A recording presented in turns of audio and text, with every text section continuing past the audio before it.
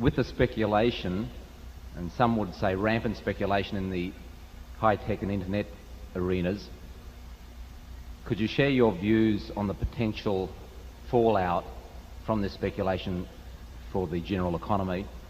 And secondly, how long did it actually take you to perfect that curveball? And are we going to see it tonight? I don't think I want to give anything away about my pitches tonight. Ernie Banks may be in the audience. I know he's in town, and I just can't afford to do that. But you'll see it tonight, and you can describe it any way you'd like. The question about the high-tech stocks and possible fallout. Anytime there have been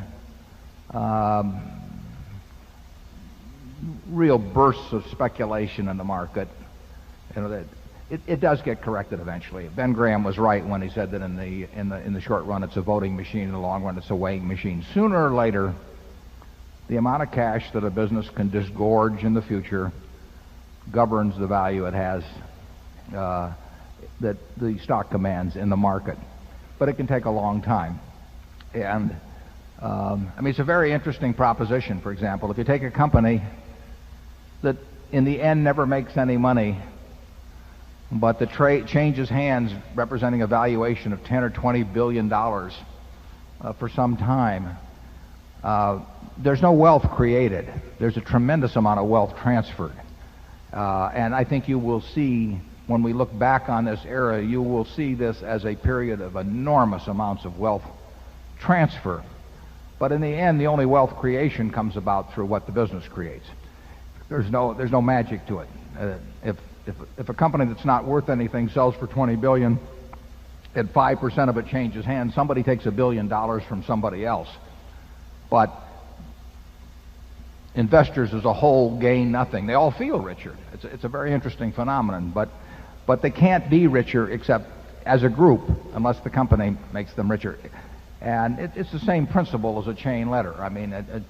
If you're very early on a chain letter, you can make money. There's no money created by chain letters. In fact, there's the frictional cost of envelopes and postage and that sort of thing. So the net, there's some money destroyed a little bit. And there's money destroyed by the frictional costs of trading and investing. That comes out of investors' pockets. But the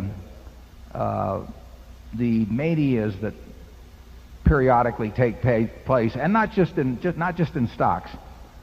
We had a similar mania. Well, I'm not necessarily similar. We certainly had a mania in farmland here in Nebraska 20 years ago, and land which couldn't produce, we'll say, more than $70 or $80 an acre would sell for $2,000 an acre at times when interest rates were 10%. Well, that math will kill you. And it killed the people who bought it at those prices, and it killed a great many banks here in Nebraska who lent based on that sort of thing. But while it was going on, everybody thought it was wonderful because every farm was selling for more than the similar farm had sold for a month earlier. And it was momentum investing in farmland. And in the end, valuation does count, but it can go on a long time. And when you get a huge number of participants playing with ever increasing sums, it creates its own apparent truth for a very considerable period of time. It doesn't go on forever, and whether it has fallout to the whole economy like it probably did in the late 20s, or whether it's just an isolated industry or sector where the bubble bursts and it really doesn't affect other values, who knows?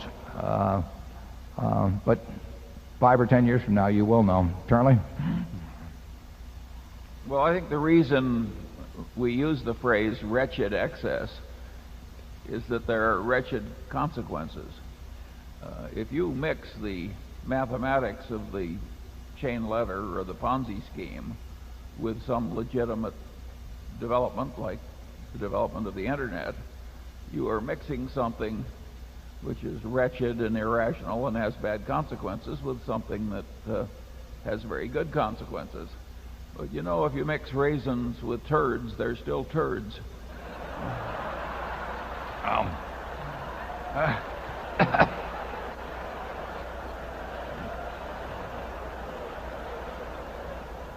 That's why they have me write the annual report.